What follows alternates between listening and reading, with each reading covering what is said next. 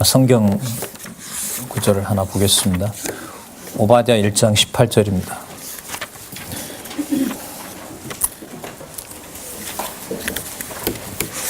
오바댜 1장 18절 보겠습니다.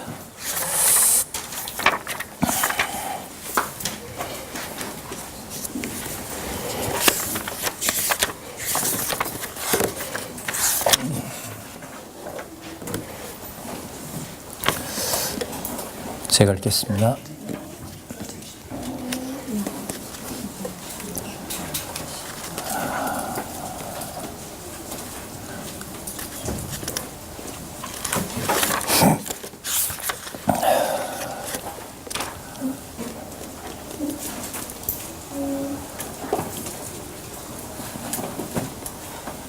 자, 17절부터 보겠습니다. 오직 시온산에 피할 자가 있으리니 그 산이 거룩할 것이요 야곱 족속은 자기 기업을 누릴 것이며 야곱 족속은 불이 될 것이요 요셉 족속은 불꽃이 될 것이며 에서 족속은 초계가 될 것이라.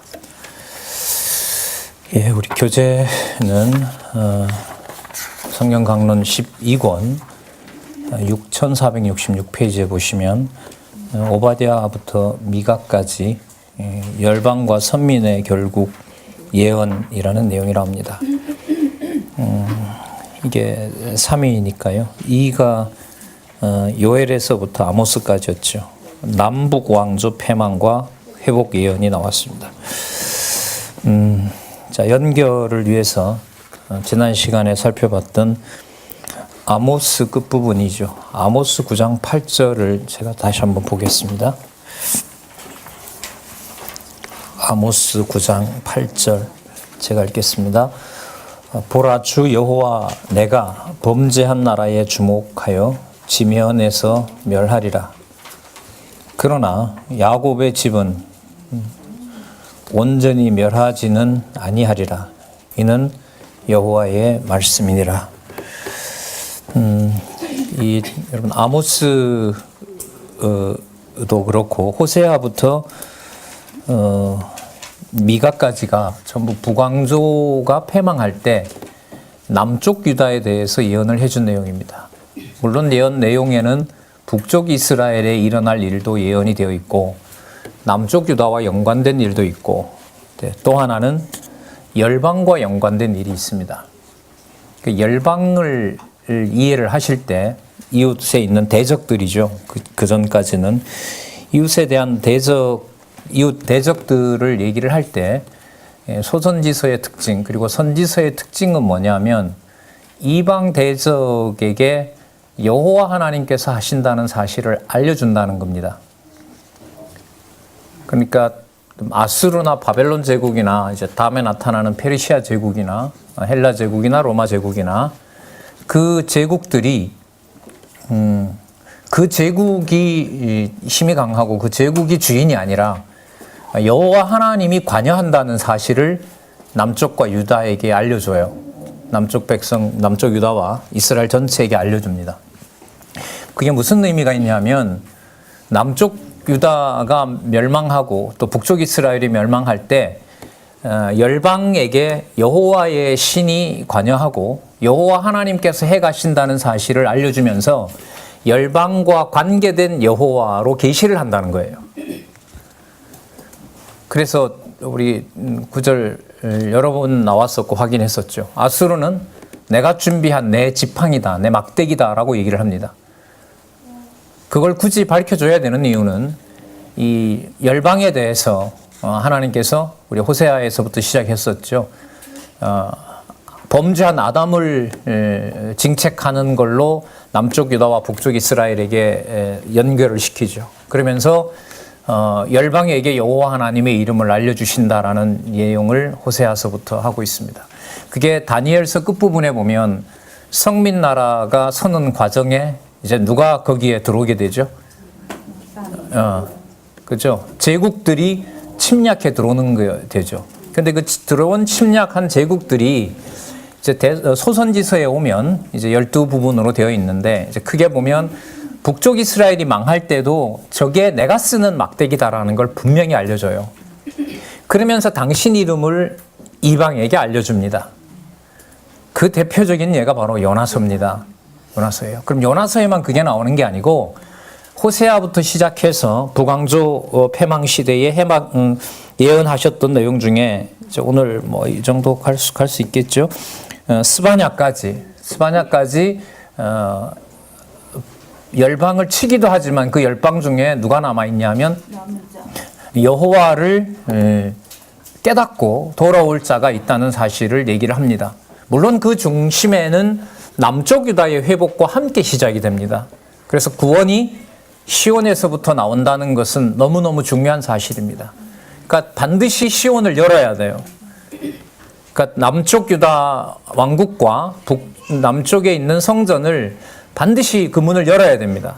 이방이 열고 이방이 들어와서 그 여호와의 이름을 불러야 돼요. 그러니까 그 무리 중에는 욕보이는 무리도 있고 또 여호와를 만나는 무리도 있는 겁니다. 그게 여러분 소선지서가 대선지서 앞부분에 나타났던 성민나라를 세우시는 프로젝트가 이제 열방도 포함하는 나라로 넘어오는 아주 중요한 과정이 되고요. 그리고 몇 차례 봤습니다만 이사야서 66장에 나타난 이방의 더러운 것들도 또 이방의 더러운 자들도 예루살렘에 올 뿐만 아니라 성전에 참여하는 대제사장까지 삼아준다는 말씀을 선지서 처음이죠. 이사야서에서 얘기를 하고 있습니다. 자, 그런 내용을 보실 때 북쪽도 망하고 남쪽도 망하고 열방도 들어왔다가 망합니다. 동시에 북쪽에도 남아있고 남쪽에도 남아있고 열방에도 남아있습니다. 이게 마지막 아담으로 오실 그리스도께서 성취하실 실체적인 3대 언약의 내용들을 여기서 예고를 하고 있습니다. 자, 그런 맥락에서 오늘 오바댜부터 살펴보도록 하겠습니다. 오바댜 내용은 에돔에 대한 결국을 알려주는 내용입니다. 그 앞부분에 여러분들 에돔이 참 찾아보실래요? 자, 2장 앞에 보시면 6사 6기에 보시면 아모스 9장 11절 보겠습니다. 그날에 내가 다윗의 무너진 천막을 일으키고 그 틈을 막으며 그 퇴락한 것을 일으키고 옛적과 같이 뭐하죠? 세운다고 얘기를 하시죠. 예. 그러면서 뭐라고 하시냐 보세요. 저희로 에돔의 남은 자와 남아있죠. 에돔에도. 그리고 내 이름으로 일컫는 만국을 기업으로 얻게 하리라. 내 이름으로 일컫는 만국에게도 기업으로 얻게 한다라고 얘기를 합니다. 그러니까 다윗의 무너진 장막을 회복할 때 이제 누가 들어오는 거예요? 그렇죠. 이방이 들어오도록 그렇게 하고 있습니다. 이제 아모스가 이게 여로보암 시대니까요. 여로보암 시대니까 아합의 가문이 이제 망할 무렵인 거죠. 그 아합의 가문이 망하면서 예후가 이제 그 남은 남쪽 유다 백성을 치고 아람에 의해서 많이 죽고 아수르에 의해서 많이 죽게 됩니다. 그렇게 해서 이제 망하게 되는데 바로 그 무렵에 이게 아모스 1장 1절에 보시면 이스라엘 왕 요아스의 아들 여로보암 시대라고 하기 때문에 그러니까 아합 가문이 끝나면서 북쪽 이스라엘이 범죄로 점점 더 나아가고 결국은 아수리에서 망하게 되는데 하나님께서 지금 에돔 왕국이 에돔과 열국이 거기에 누가 있다는 거예요? 남은 자가 있다는 사실을 알려줍니다. 그러면 소선지서 전체 범위는 왜 이런 일이 벌어질 수밖에 없느냐 이렇게 했을 때 저는 다니엘서의 후반부와 꼭 연결을 시켜야 된다고 말씀을 드리는 거죠. 그게 전 연결고리라고 보는 겁니다. 자, 그러면 에돔에 남은 자가 있을 뿐만 아니라 여러분 에돔을 쳐서 무너뜨려야 에돔이 포로가 되잖아요. 포로가 되어야 어디에 올 수 있어요? 이 예루살렘에 끌려올 수가 있어요. 예루살렘에 올 수 있는 방법은 그 나라가 부강하면 안 옵니다. 에돔이 진짜 천연의 요새로 유명한 데거든요. 그 에돔이 망한 것도 미스테리 중에 하나인데 그 에돔 왕국을 하나님께서 무너뜨려 버립니다. 어디로 오게 해주려고? 그렇죠. 그래서 남은 자는 예루살렘으로 오는 그런 큰 그 프로젝트 속에 있습니다. 그 남쪽 유다 남부에 있죠. 자, 64, 68에 보시면 교만한 에돔이 열국에게 패망을 당하게 될 것을 예언합니다. 나중에 이제 바벨론에 의해서 완전히 패망하게 되죠. 이 오바댜 기록 시기를 여호람 시대라고 얘기를 하는데요. 여호람 시대가 한 850년경 됩니다. 그러니까 북쪽 이스라엘 망하기 한 120년 전이고요. 그리고 한 840년이니까 740, 640, 540. 그러니까 한 280년, 남쪽 유다 망하기 전 한 280년 전에 오바댜를 보통 기록했다고 전통신학은 얘기를 합니다. 근데 자유주의 신학자들은 끌어내립니다. 끌어내려서 남쪽 유다가 망하기 직전에 썼다. 근데 이제 지난번에 개론을 정리하시는 이 원로한테도 제가 말씀드렸지만은 자유주의자들의 의도가 있어요. 이게 임박해서 얘기를 하는 거지. 이게 곧 바벨론에게 망할 거기 때문에 임박해서 말하는 거지 280년 전에 말했을 리가 없다. 그러니까 뭘 약화시키는 거죠? 그렇죠. 하나님의 언약과 성취 구도를 우리 상식선에서 맞추려고 하는 거예요. 그래서 저는 그 전에 이제 개론에도 보면 이 오바댜 선지자에 맞춰서 지금 64, 69에 보시면 거기 나오나요? 예. 지난번 개론에 나옵니다. 자, 개론에 보시면 의미분석 성경 개론 68쪽에도 있고요. 있는데 어쨌든 요즘 많은 학설들은 끌어내립니다. 그러니까 남쪽 유다 망하기 전이다 그러는데 저는 언약과 성취의 구도로 봤을 때 그리고 북쪽 이스라엘의 시대 때 여호와 하나님께서 호세아부터 미가까지 북쪽 이스라엘과 남쪽 유다에 대한 예언을 그대로 이어가고 또 성취한다는 면에서 저는 전통적인 그런 설을 주장했고 지금 개론에도 그렇게 나와 있습니다. 사소한 거지만 전투에 있어서는 좀 중요한 부분이라고 저는 생각을 합니다. 8절 한번 보겠습니다. 3절 보겠습니다. 1장 3절. 바위 틈에 거하며 높은 곳에 사는 자의 요새에 삽니다. 이 사람들이. 내가 중심에 이르기를 누가 능히 나를 땅에 끌어내겠느냐. 너의 중심의 교만이 너를 속였도다. 그거 멍청한 속임수다 이놈들아 이러는 거죠. 4절은 내가 독수리처럼 높이 오르며 별 사이에 깃들지라도 내가 거기서 너를 끌어내리리라 이렇게 됩니다. 자, 6절에 보시면은요. 에서가 어찌 그리 수탐되었으며 과거 완료형으로 쓰고 있죠. 그 감춘 보물이 어찌 그리 수탐되었는고. 자, 8절 보겠습니다. 나 여호와가 말하노라. 그날에 내가 에돔에서 지혜 있는 자를 멸하며 에서의 산에서 지각 있는 자를 멸하지 아니하겠느냐? 드마나 내 용사들이 놀랄 것이라. 이 드마는 에서 손자죠. 그 다음에 에돔을 가르치는 명칭으로 씁니다. 드만 이러면 기억해 놓을 만합니다. 이로 인하여 에서의 산의 거민이 사륙을 당하여 다 멸절되리라. 자, 그럼 왜 에돔이 이렇게 망하여야 되느냐? 에돔이 망하여야 되느냐? 에돔이 블레셋과 더불어서 블레셋은 바닷가에 살고 에돔은 남쪽 유다 밑에 살거든요. 그러니까 전쟁이나 급할 때마다 이게 이 에돔 족속이 남쪽 유다 사람들을 잡아다가 블레셋에 갖다 파는 거예요. 그러니까 같은 이제 야곱의 핏줄이 야곱의 형이잖아요. 같은 핏줄임에도 불구하고 이제 아주 못된 짓을 해요. 약화될 때마다 살짝 도망치는 그 불쌍한 유다 사람들을 늑탈을 합니다. 그래서 이제 갖다 팔아먹어 버리는 거죠. 자, 거기 볼까요? 12절 보겠습니다. 내가 형제의 날, 그 재앙의 날에 방관할 것이 아니며 그 고난의 날에 방관했다는 거죠. 그러니까 방관하는 정도가 아니라 그 고난의 날에 내가 입을 크게 벌릴 것이 아니라 내 백성이 환난을 당하는 날에 내가 그 성문에 들어가지 않을 것이며 환난을 당하는 날에 내가 그 고난을 방관하지 않을 것이며 환난을 당하는 날에 내가 그 재물에 손을 대지 않을 것이며 사거리에 서서 그 도망하는 자를 막지 않을 것이며 고난의 날에 그 남은 자를 대적에게 붙이지 않을 것이라. 그런데 이 짓을 다 해버린 거죠. 자, 15절. 그래서 여호와의 만국을 벌할 날이 가까웠으니 너희 행한 대로 너도 받는다라고 얘기를 하죠. 자, 17절에 보세요. 오직 아까 읽었죠. 시온산에 피할 자가 있으리니 그 산은 거룩할 것이요. 그러니까 너네들은 그렇게 팔아서 멸할 그렇게 되면 끝이 날 줄 알았는데 아니라는 거죠. 아까 요절 읽었죠. 야곱 족속 그 다음에 야곱 족속, 요셉 족속 전부 다 건장하다 그러고 오히려 너희네들이 초계같이 타버린다라고 얘기를 하고 있습니다.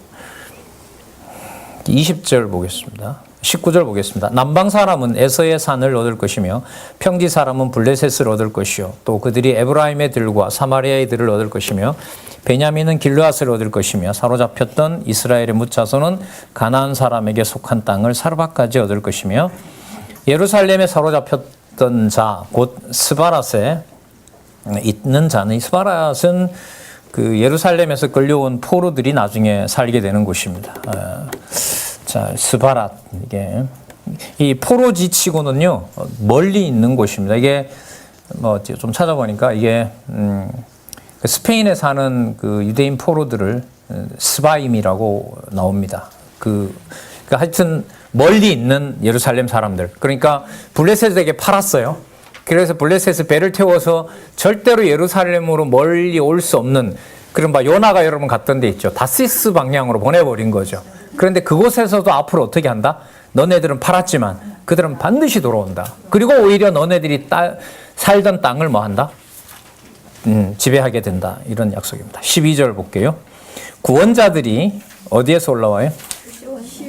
구원자들이 21절. 시온자들이 시온산에서 올라와서 에서의 산을 뭐 한다 그래요?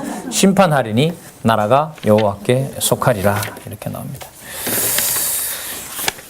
자, 여러분 아까 에서가 회복되는 자도 있었고 에서가 뭐 하기도 한다고 그랬었죠? 망하기도 하는 거죠. 그러니까 결국 망하게 하는 방법으로 그 중에 남은 자들은 망하게 해서 누구를 보게 돼요? 여호와를 보는 자가 있는 것으로 지금 이렇게 소개를 하고 있습니다. 그래서 여러분 지금 오전에 하고 계시지만은 역대기 다음에 에스라 느헤미야를 보실 때 함께 들어와서 그 성전을 증축하고 그 다음에 성곽을 만들 때 이방인들의 이름이 나오는 거. 그건 여러분 역대기에 다시 돌아가서 찾아보시면 돼요. 역대기 족보에 중요한 게 역대기 1장 1절에 나오는 아담의 의미가 중요하다 그랬죠. 그 속에 이제 장차 오실 마지막 아담으로 올 메시아의 실체적인 3대 언약이 그 속에 다 담겨 있기 때문에 그렇습니다. 자, 그러면 그 다음에는 어디로 넘어가냐 하면 자, 아수르에 대한 결국으로 넘어갑니다.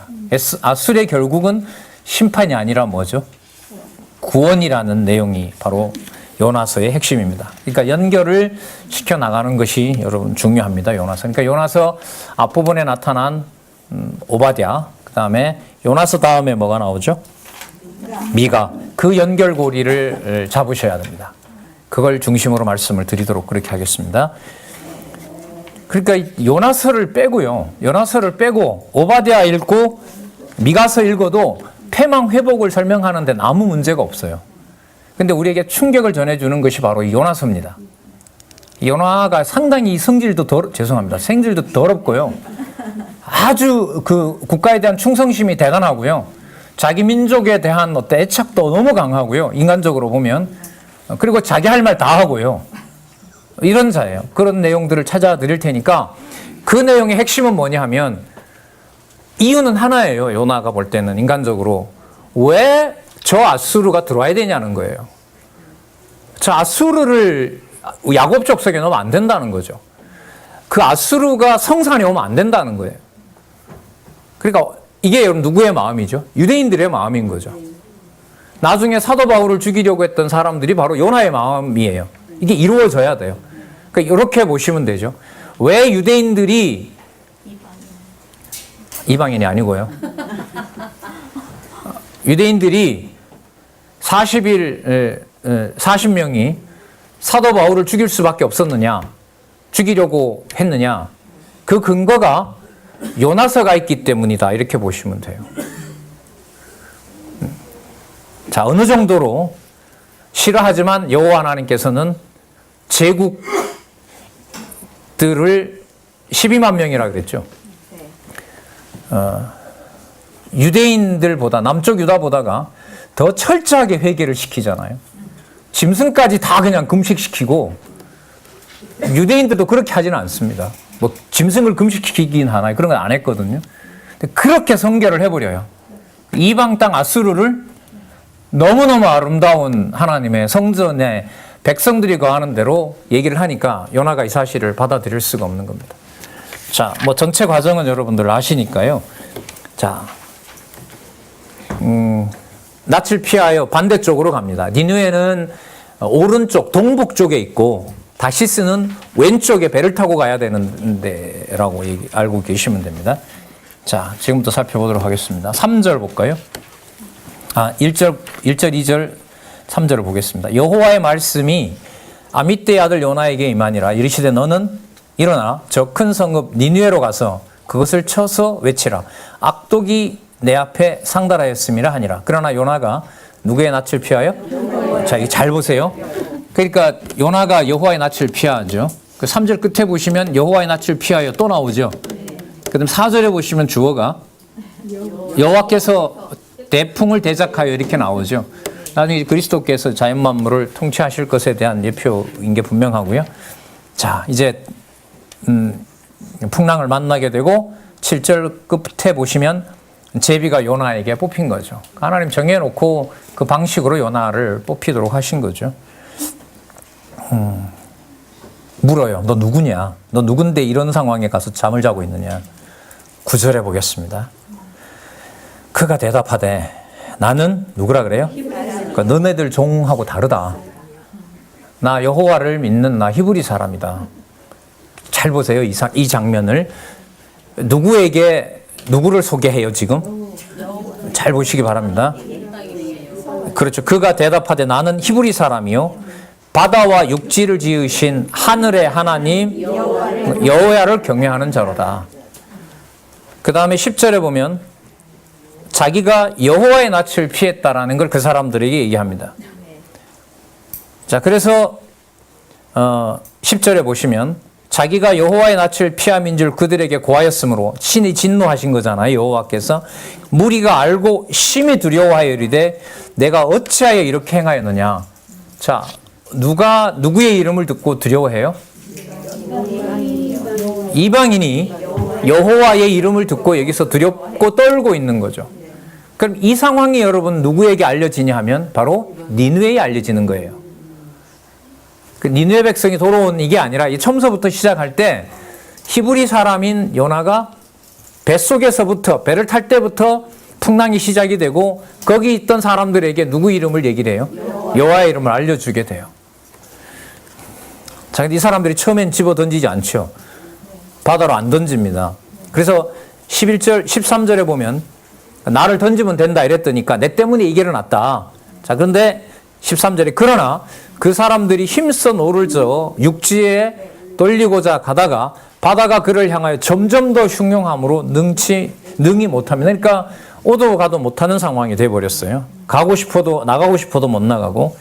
자, 여러분 14절 한번 보시기 바랍니다. 무리가 누구의 부르짖어요? 여호와를 부르는 거예요. 이방인 주제가. 함부로 쓸 수도 없는 여호와의 이름을, 물론 요즘 이제 이 원어 전문하시는 목사님하고 있습니다만 이 발음은 좀 문제가 많은 것 같아요. 좀 들을수록. 어쨌든 간에 유대인만 부르던 이름인 여호와를 부르게 하신 거죠. 맞죠? 누가요? 여호와께서. 자, 이 말을 할 수 있는 것은 앞부분에 우리 뭐가 나왔죠? 오바댜가 나왔습니다. 그러니까 니느웨는 구해주면서 여호와를 부르게 하고요. 뱃속에서는 풍랑 속에서 이방인들이 여호와를 부르게 하고요. 에돔 같은 경우에는 뭐 하면서? 망하게 하면서 여호와를 소개해요. 그리고 그 사이에 또 뭐예요? 남은 자가 또 남아있게 되고요. 자, 이게 역대기 1장 1절에 나오는 아담이라는 개념과 무관하지 않다는 겁니다.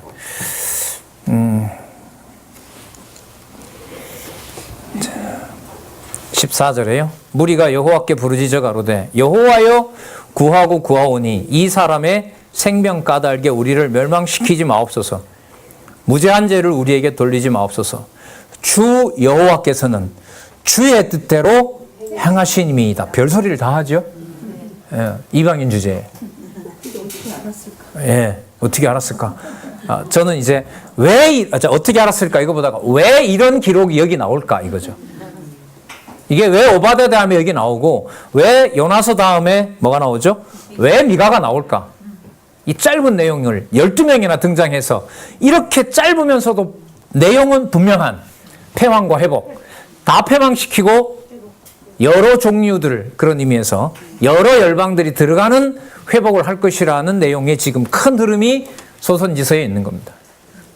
그러면 선지서 전체를 놓고 보더라도 그리스도께서 오셔서 말씀을 선포할 때 이방인들, 그리고 버려진 사마리아와 또 곳곳에서 온 이방인들이 예수님 주변에 많이 등장하는 것은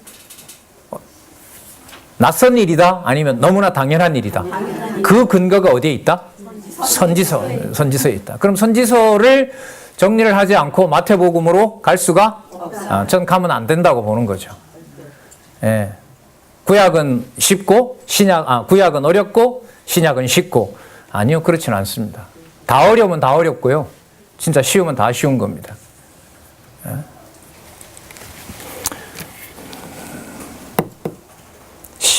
15절입니다. 자, 부를 만큼 부르게 했어요. 15절. 요나를 들어 바다에 던짐에 바다에 뛰노는 것이 그친지라. 사람들이 누구를? 재밌죠? 예. 그 사람들이 여호와를 크게 두려워하여 여호와께 뭐까지 드려요? 제물을 드리고 뭐 했어요? 무슨 소원까지 했을까요? 상상하건대 이 귀향이 순항이 된다면 돌아가서도 제가 여호와께 바치겠습니다. 이런 거죠. 그럼 나만 사건 다시 한번 말씀드릴까요? 나만이 이제 그 엘리사가 문둥병을 고쳐줬잖아요. 그 엘리사가 선물을 받죠. 네, 성경 좀 보시네요, 요새. 그러면서 나만이 뭐라고 하냐면 용서를 구합니다.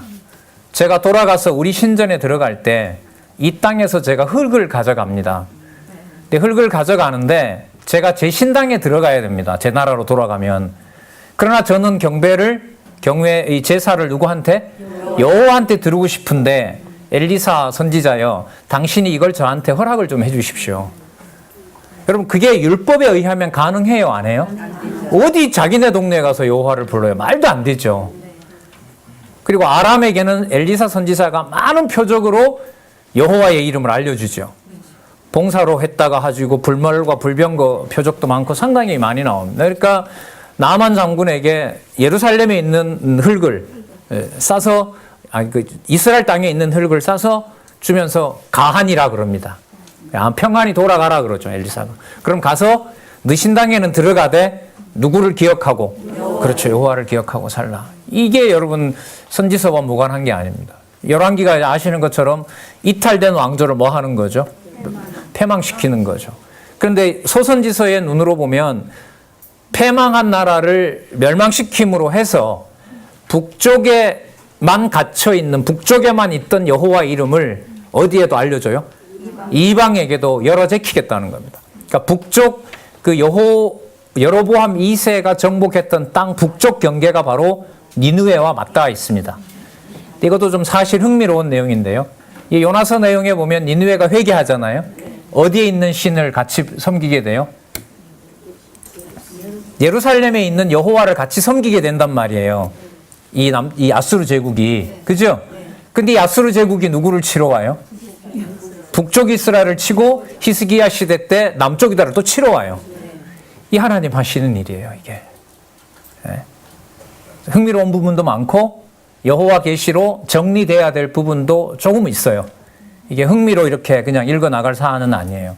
왜냐하면 메시아 오실 준비를 마무리하는 내용이기 때문에, 선지서가. 예. 자, 그럼 계속 볼게요. 16절. 그 사람들이 여호와를 크게 두려워하여 여호와께 제물을 드리고 서원하였더라. 여호와께서 이미 큰 물고기를 예비하사 요나를 삼키게 하셨으므로 요나가 3일 3야를 물고기 배에 있으니라. 자, 물고기 뱃속에서 나오게 되고요. 물고기 뱃속에서 기도를 하죠. 2장 1절에 보면 요나가 물고기 뱃속에서 그 하나님 여호와께 기도하여 가로되 내가 받는 고난을 인하여 여호와께 불러 아뢰옵사더니 주께서 내게 대답하셨고 내가 스올의 뱃속에서 부르짖었사더니 주께서 나의 음성을 들으셨나이다. 주께서 나를 깊음 속 바다 가운데 던지셨으므로 큰 물이 나를 둘렀고 주의 파도와 큰 물결이 다 내 위에 넘쳤나이다. 내가 말하기를 내가 주의 목전에서 쫓겨났을지라도 다시 뭘 본다? 주의 성전을 바라보겠나이다. 이게 여러분 지난번에 그 요절이었었죠. 예. 주의 성전을 바라보나이다. 이렇게 얘기를 합니다. 이 말이 여러분 예루살렘으로 다시 돌아간다 이 말일까요? 살아난다는 얘기일까요?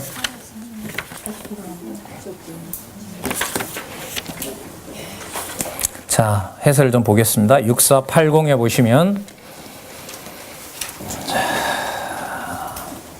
1에서 5절 그 설명이에요. 밑에서부터 5번째 줄. 다시 말하면 6번째 줄이네요. 여호와께서 자기를 바다에 던지셨으나 다시 건져 주셨으므로 여호와의 전을 바라보게 될 것이라는 신앙을 고백한 것이다. 그러면서 물이 나를 둘러쓰되 영혼까지 하였사오며 기품이 나를 입었고 바닷물이 내 머리를 쌌나이다. 자, 이렇게 나오는데요. 자, 얘기를 계속 해가면서 말씀을 드려볼게요. 자, 도대체 주의 성전을 어디를 보고 말하는 걸까요? 이게. 자, 물론 예루살렘이죠. 뿐만 아니라, 자, 그건 4장 가서 말씀드릴게요. 땅이, 자, 6절 보세요. 땅이 그 빗장으로 나를 오래도록 막았사오니 나의 하나님 여호와의 주께서 내 생명을 구덩이에서 건져내셨습니다. 그리고 9절 보시기 바랍니다. 7절에 보시면 내 기도가 주께 이르렀사오며 주의 성전에 미쳤나이다. 또 나오죠, 여기 보면. 자, 뭐라고 나와요? 주의 성전이라고 나오죠. 예. 9절 나는 감사하는 목소리로 주께 제사를 드리며 나의 서원을 주께 갚겠나이다. 지금 여러분 요나를 선지자로 불렀는데 말을 안 들었잖아요. 과정적으로 보면. 그죠? 그런데 여호와께서 뭐 하죠? 말을 듣게 하시죠. 그러니까 선지자의 특징이 뭐냐면 자기 마음대로 할 수 없게 된 자가 선지자예요. 그럼 여러분 그리스도가 말씀을 나중에 선지자직임을 성취하시면서 하실 때 남 듣기 좋으라고 얘기하면 될까요? 안 될까요? 안 돼요. 저는 그게 좀 궁금했어요. 왜 이렇게 굳이 이런 말을 해서 유대인들의 노를 불러일으키지? 라고 하는 답도 역시 선지서에 있어요. 엘리야 엘리사 선지자가 여호와의 사람이라고 얘기를 하죠. 하나님의 사람이라는 게 나왔기 때문에 거기서만 보더라도 사람들이 듣기 좋은 소리를 하는 게 선지자가 아니죠. 자, 9절 나는 감사하는 목소리로 주께 제사를 드리며 나의 서원을 주께 갚겠나이다. 구원은 누구에게로 말미암는다? 그럼 이걸 요나서 내용하고 관계를 시키면요, 구원은 유다 백성만 받는 게 아니라 저기 보세요. 누구에게로 말미암는다 그래요? 여호와께로 말미암는다 하죠. 그래서 나중에 그 요나가 그러죠. 내가 이럴 줄 알고 안 온다고 했는데 나를 왜 이곳에 보내서 이방인들이 누구 이름을 부르는 걸 그 꼴을 왜 나한테 꼭 보여주냐는, 하필 왜 나냐는 거죠. 이게 여러분 요나서예요. 그러니까 잘 보세요. 누가 시기 나게 해서 누구에게 여호와 이름을 부르게 해요? 유대인. 그렇죠. 그러니까 지금 유대인들이 예수를 그리스도로 안 믿는 게 이방에게는 뭐냐 하면 엄청난 복인 거죠. 유대인들의 숫자가 0.78%밖에 안 된다는데 저게 20% 30% 올라가게 되면 점점 끝나는 거죠. 유대인들의 불렀던 이름이 회복이 되게 된다면, 우리 2016년에 이제 개론이 2,000권이 이제 번역이 됐는데요. 어디가 있는지 상당히 궁금합니다. 누가 보는지도 궁금하고, 글쎄요, 뭐 불에 태웠다는 소식은 못 들었는데, 서점에 갖다 놓으면 기독교 서적은 유대인들은 다 공짜로 갑니다. 공짜로 다 볼 수 있다고 그래요. 왜냐하면 그 복음을 전한다는 목적으로 하기 때문에. 근데 지난번에 선교사님 모셔서 30권 갖다 놨는데 그 다음 주에 가보니까 이제 한 권도 없더라고. 하여튼 뭐 어디론가 가고 있겠죠. 자, 좀 새는 소리를 했습니다. 죄송합니다. 10절 보겠습니다. 구원은 따라서 요나 마음대로가 아니라 누구에게로 말미암는다? 그렇죠. 그렇게 보시면 돼요. 여호와께서 물고기에서 명하심에 요나를 육지에 토하니라. 그러면 이렇게 되겠죠. 구원이 여호와께로 말미암는다는 사실을 요나에게 깨닫게 하고, 주의 성전을 여호와께서 구원을 베풀어서 이방인도 여호와를 부르게 되고, 여호와를 부르는 바로 그곳에 여호와의 백성이 있고, 바로 그곳이 여호와의 뭐가 되고, 그렇죠. 이게 이미 어디에 나왔죠? 이사야서 66장에 나왔던 거예요. 그래서 선지서는 아주 동떨어져 있고 16명이나 되는 다양한 사람이 썼지만, 통일성 면에서는 선지서는 반드시 이사야 1장부터 말라기까지의 연결성이 뭐 수백 장이 있잖아요. 1장 다음에 2장, 2장 다음에 3장, 66장 끝나고 예레미야 1장. 그 연결고리가 다 연결이 되어야 된다. 이게 이제 제가 여러분들보다 조금 앞서서 확인한 강론집을 통해서 소개받아야 되고 또 소개해드리고 있는 성경 강론, 성경 신학의 논리적 연결성입니다. 아직까지 위로 쭉쭉 올라가는 여호와 계시의 관점의 신학적 해석 쪽으로는 아직은 우리가 가지 못하고 있습니다. 자, 그런데 이제 다음에 여러분들이 요즘 본문들 열심히 하시면서 그 앞뒤의 내용을 하나로 이렇게 연결시키는 일들을 하고 계시기 때문에 또 다음에 더 심층적이고 본문을 바탕을 두고 성경 전체 그림을 여호와 계시 관점에서 볼 수 있다. 여러분 그래 되면은요 더 이상 배울 게 없어요. 이 너무 큰 일이 벌어지는 것 같아요. 우리 과거 20년 전 뭐 기억이 있잖아요. 성경신학 로고스 신학원 연구원이 되면 거기서 모든 걸 그 사람들만 하는 줄 알았잖아요, 여러분들. 그게 그냥 스폰만 하면 되는 줄 알았고 그런 게 아닙니다. 개혁 이후에 우리 교회 개혁 이후에 지금 해나가고 또 일어나는 일로 보면 참 이게 몸에 좀 이렇게 몸이 떨릴 정도로 무서운 일이 전 벌어지고 있다고 봅니다. 자, 보겠습니다. 아수르로 갑니다. 얼마나 큰지 3일을 걸어요. 3일을 걸어서 갔는데 그거 보면 티그리스 강이 있죠. 뭐 어디에다 갖다 토해낸지는 모르지만 어쨌든 니느웨 성이 엄청 큽니다. 3장 3절 요나가 여호와의 말씀대로 일어나서 니느웨로 가니라. 니느웨는 극히 큰 성읍이라 3일 길이라. 요나가 그 성에 들어가며 그 하룻길을 행하며 외쳐가로되 40일이 지나면 니느웨가 무너지리라 하였더니 니느웨 백성이 하나님을 믿고 금식을 선포하고 물온대소하고 굵은 베옷을 입은지라. 니느웨 왕도 들었습니다. 다른 이 백성들이 먼저 회개하기 시작한 거죠. 왕이 조복을 입고 7절에 왕이 그 대신으로 더불어 조서를 내리고 사람이나 짐승이나 소떼나 양떼나 아무것도 입에 대지 말지니 곧 먹지도 말 것이요 물도 마시지 말 것이며 사람이든지 짐승이든지 다 굵은 배를 입을 것이요 힘써 누구를 여호와께 부르짖을 것이며 각기 악한 길과 손으로 행한 강포에서 떠날 것이라. 하나님이 혹시 뜻을 돌이키사 그 진노를 그치사 우리에게 멸망치 않게 하시리라. 그렇지 않을 줄을 누가 알겠느냐 한지라. 하나님이 그들의 행한 것 곧 그 악한 길에서 돌이켜 떠난 것을 감찰하시고 뜻을 돌이키사. 이거는 여러분 이스라엘 백성에게나 해당되는 말이지 이게 무슨 아수르에게 해당이 돼요. 근데 아수르를 유다나 북이스라엘이나 남쪽 유다처럼 뭐예요? 똑같은 자기 백성으로 취급을 해버리는 거예요. 여러분 이게 요나 사건이에요. 아까 오바댜에서는 또 앞부분에 아모스에서는 누구를 가지고 아주 못됐고 하지만 내 백성 남아있는 에돔이라면 이건 북쪽 이스라엘의 경계에서 항상 결국은 북쪽 이스라엘을 멸망시키는 아수르의 뒤에 가면 12만 명이라 나오죠. 예, 왕을 비롯해서 여호와 이름을 부르는 자가 바로 거기에 있는 거죠. 그러면 아수르가 북쪽 이스라엘을 멸망시키는 것이 이런 맥락에서 보면 침략군으로 오는 것이 아니라 침략할 뿐만 아니라 와서 진짜 자기네들이 불렀던 누구를 부르러 오는 거죠. 여호와를 부르러 오는 거죠. 참 묘합니다. 진짜. 10절 하나님이 그들의 행한 것 그 악한 길에서 돌이켜 떠난 것을 감찰하시고 뜻을 돌이키사 그들에게 내리라 말씀하신 재앙을 내리지 아니하리라. 여러분 그런 것 같으면 여러분 되게 기분 좋으시겠죠. 우리 왜 성경신학이 전해지고 우리가 10월 총회할 때 다 와서 인사하고 제가 비록 한두 가정이지만 이러 있습니다. 우리 막 박수 치잖아요. 그죠? 그럼 니느웨도 이렇게 하나님께 돌아왔으면 우리 같으면 박수 칠 거 아니에요. 안 치세요? 치죠. 진짜 못됐어요, 이 사람. 4장 1절 볼까요?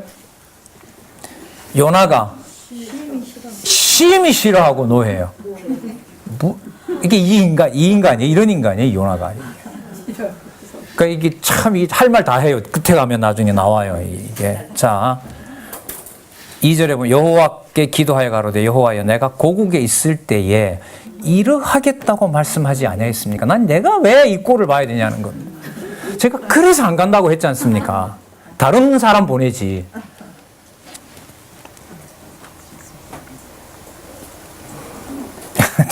자꾸 웃음이 나오는데. 제가 일본에 가기 싫어했잖아요. 원로한테도 막 어른들한테도 약간 대어들고 왜 티켓팅 했냐고 투덜거리기도 하고.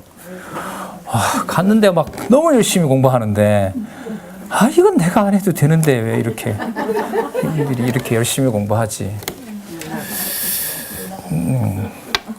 요나의 저주를 두려워하라고 그러시더라고요.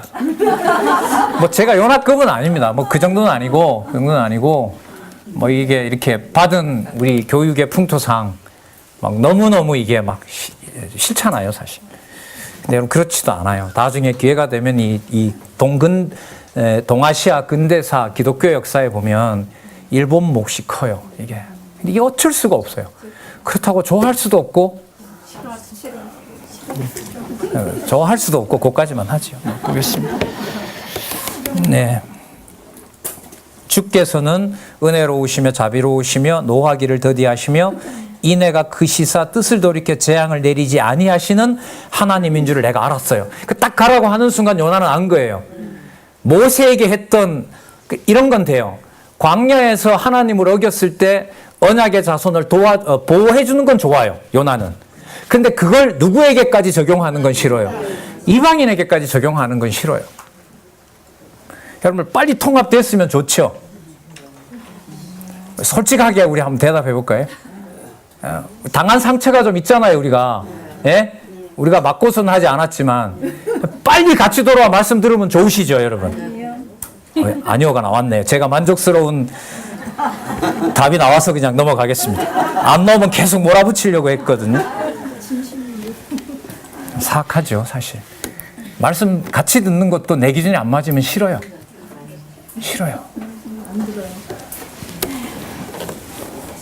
뭐 적용 이런 건 전 참 조심합니다만 자꾸 제 얼굴이 나타나가지고 요나 말 속에. 자, 3절 보세요. 여호와의 원컨대 이제 내 생명을 취하소서. 나는 사는 것보다 뭐가 낫다? 죽는 게 낫다. 그러면 여러분들 여기 보시기 바랍니다. 그러니까 유다인들에게 소개돼야 될 여호와를 이방인에게도 그대로 자비와 긍휼을 베푸는 것을 지금 하나님께서 이렇게 분이 나게 하면서 뭐 합니까? 예루살렘을 개방시키고 있잖아요. 에돔에도 남은 자가 있다고 그러고, 여러분 유대인들 입장에서 에돔에 뭘 남겨놔요? 다 죽여야죠. 저렇게 형제라고 하면서 우리를 죽였는데 에돔을 왜 남겨놓습니까? 구원은 누구에게로 말미암는다? 우리 기준이 아니에요. 우리 기준이 아니에요.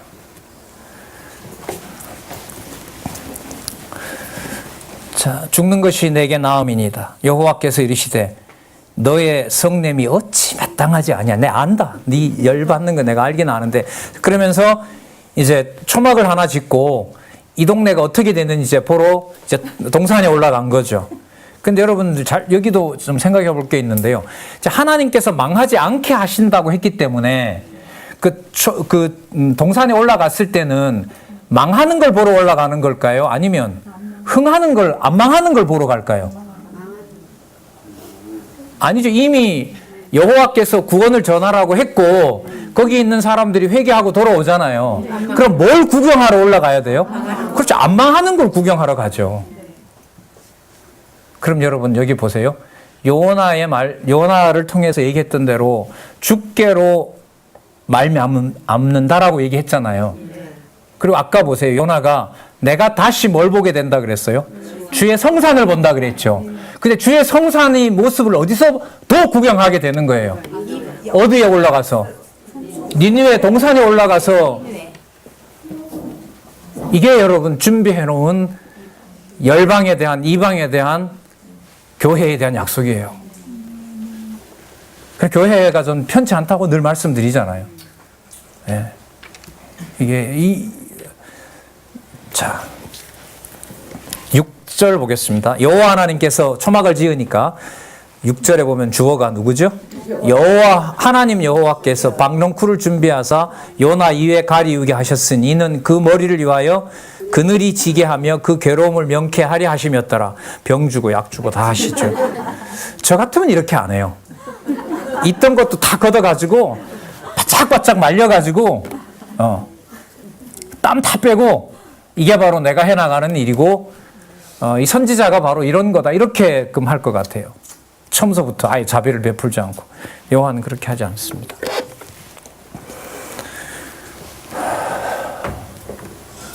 이는 그 머리를 위하여 그늘이 지게 하여 그 괴로움을 명쾌하려 하심이었더라. 요나가 박는 쿨을 인하여 아까 1절에 보면 심히 싫어했다 그랬죠. 근데 이제는 심히 기뻐요. 너무너무 기뻐요. 근데 하나님이 벌레를 준비하사 이튿날 새벽에 그 박넝쿨을 씹게 하심에 곧 시드니라. 여러분 여기 선지서 특징이 여기도 나타나는데요. 뭐 큰 바벨론이나 아수르를 내가 키웠다라고 말하는 게 아니라 여기 보면 뭐까지? 벌레까지. 그 여러분들 어디에 나왔죠? 요엘에 가면 황충, 늑, 메뚜기까지 싹 쓸어버린다고 하죠. 그렇게 해서 멸망시키고 예루살렘을 개방하고 누가 들어와요? 이방이 들어오고. 그래서 여호와 알게 되고. 이게 여러분 큰 그림이에요. 선지서에. 그러면 여러분 그리스도가 나타나셔서 어디에 처음 나올지 모르겠는데 그리스도가 선지자 사역에서 첫 이방인을 만났을 때 여호와 그리스도가 온몸에 어떤 전율이 왔을까요? 뭐가 이루어지는 거니까. 제자들은 저기 이방인 저 여자가 여기 왜 왔지? 근데 그리스도는 뭘 아실 것 같아요? 이사야부터 선지서에서부터 선지서까지 시작된 큰 그림. 누가 들어놓은? 그렇죠. 이걸 그대로 누구에게? 사도 바울에게 그대로 깨닫게 하는 거죠. 로마서 9장에 가면 사도 바울이 이걸 얼마나 고민한다고요. 어떤 고민을 하냐면 구도가 이상한 거예요. 유대인들이 버려야 누가 먹어? 그러니까 유대인들이 나를 뭐 해줘야? 자기를 버리고 자기를 죽이려고 하는 만큼 뭐를 먹게 돼요? 이방인이 먹는 거죠. 거기에 대해서 이제 로마서 9장에 의의 복음에 대한 근본적인 기초가 나오는 거죠. 창세전에 그렇게 주권적으로 정해놓은 것이다. 이걸 가르쳐 주잖아요. 자, 8절에 보시면은요. 해가 뜰 때에 하나님이 뜨거운 동풍을 준비하셨고 해는 요나의 머리에 쬐매 요나가 혼곤하여 기절하는 거예요. 스스로 죽기를 자살하려고 했어요. 혼곤하여 스스로 죽기를 구하여 가로되 사는 것보다 내게 나으니이다. 그러니까 뭐 하는 게 싫어요? 이방인이 복음을 듣고 돌아오는 게 뭐 하기보다 싫어요? 죽기보다 싫은 거예요. 싫은 거예요. 그렇게 여호와께서 숨겨놓았던 이방인에 대한 실체 언약 속에 들어오는 것을 여기서 지금 예언하고 있는 거죠.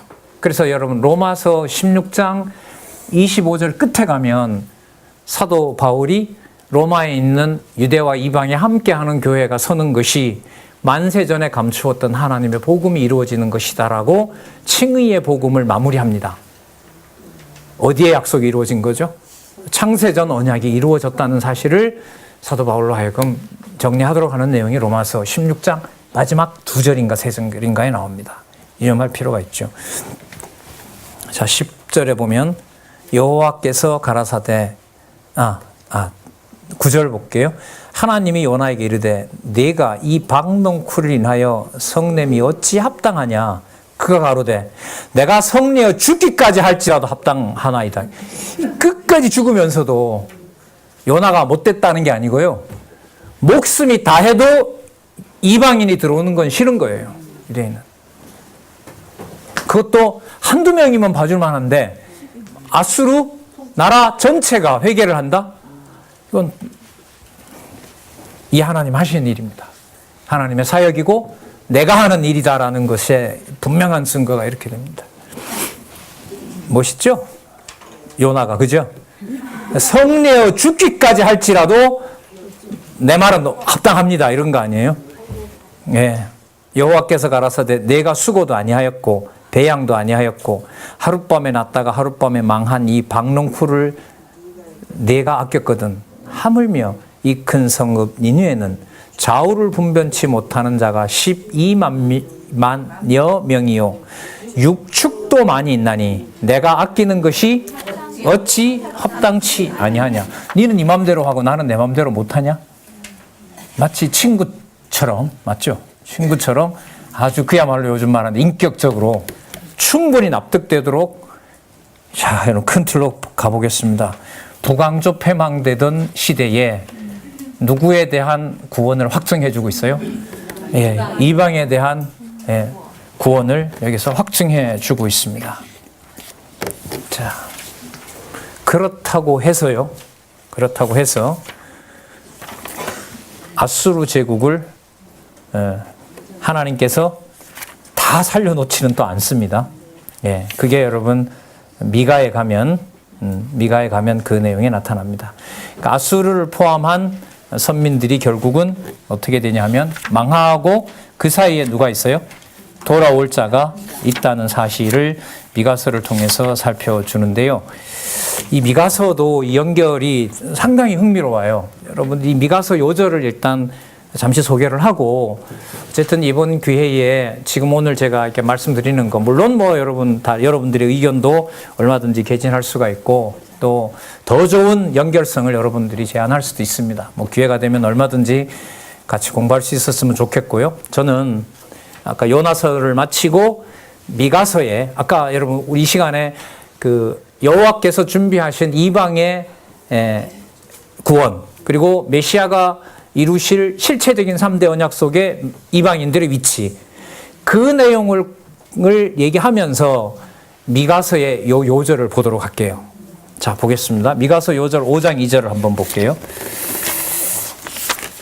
이거 강론집에도 아주 놀라운 내용들이 많이 나타납니다. 제가 읽어볼게요.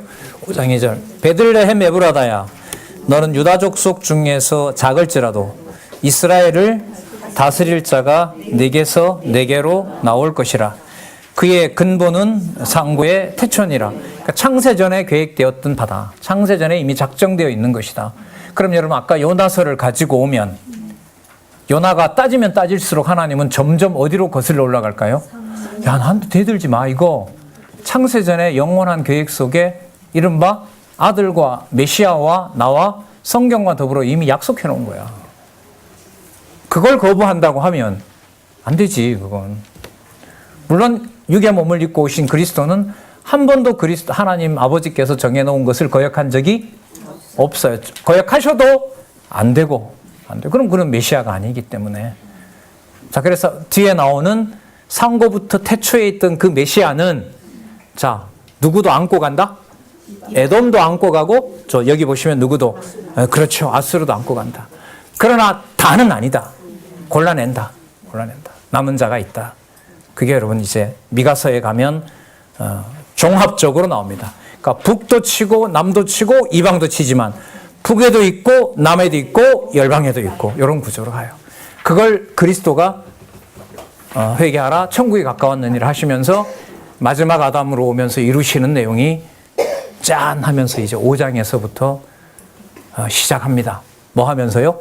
유대인들이 절대로 말씀을 듣지 못하도록 정죄하면서 그게 마태복음 5장에서부터 시작하는 율법과 예언에 대한 재해석으로 가죠. 그래서 대충 지킨다고 했는데 거기 가면 뭐가 나와요? 절대로 지킬 수 없다는 거죠. 그럼 뭐 하겠다는 얘기죠? 유대인들을 일단 버리겠다는 거죠. 그렇게 연결이 됩니다. 예, 수고하셨습니다. 기도하겠습니다. 하나님 아버지 감사합니다. 이 시간 이렇게 함께 주의 말씀 들을 수 있게 된 이 놀라운 사건을 하나님 이 시간에 수천 년 전에 있었던 이 사건에서 저희들이 돌아봅니다.